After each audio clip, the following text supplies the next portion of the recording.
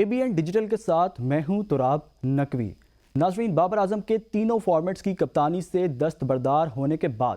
Pakistan cricket board نے شاہین شاہ افریدی کو اپنا نیا T20 انٹرنیشنل کپتان اور شان مسعود کو ٹیسٹ کپتان مقرر کر دیا، جبکہ مستقبل قریب میں کوئی ون ڈے شیڈیول نہ ہونے کے باعث PCB نے ابھی تک کسی ون ڈے کپتان کا نام واضح نہیں کیا۔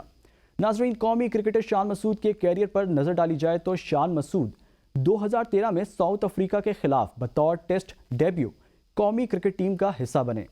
بطور ٹیسٹ کرکٹر شان مسعود نے اب تک 30 ٹیسٹ میچز کھیلے ہیں۔ شان مسعود نے ٹیسٹ میچز میں اب تک 28.51 کی ایوریج سے کل 1597 رنز بنائے، جبکہ قومی کرکٹ ٹیم کے سابقہ کپتان اور قومی کرکٹر بابر اعظم نے 49 ٹیسٹ میچز میں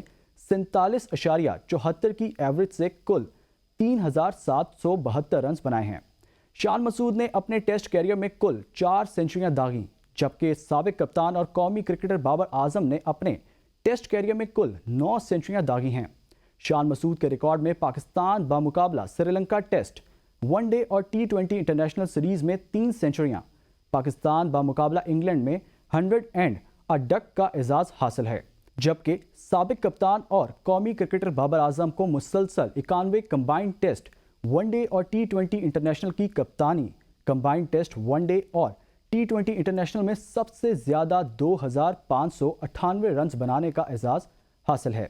جبکہ ویسٹ انڈیز کے خلاف ٹیسٹ، ون ڈے اور T20 انٹرنیشنل سیریز میں 3 سینچریز کا اعزاز حاصل ہے۔ شان مسعود بطور کپتان اپنی پہلی اسائنمنٹ آسٹریلیا میں ہونے والی پاکستان بمقابلہ آسٹریلیا ٹیسٹ سیریز میں کریں گے، جسے پاکستان نے تاریخی طور پر سب سے مشکل پایا ہے۔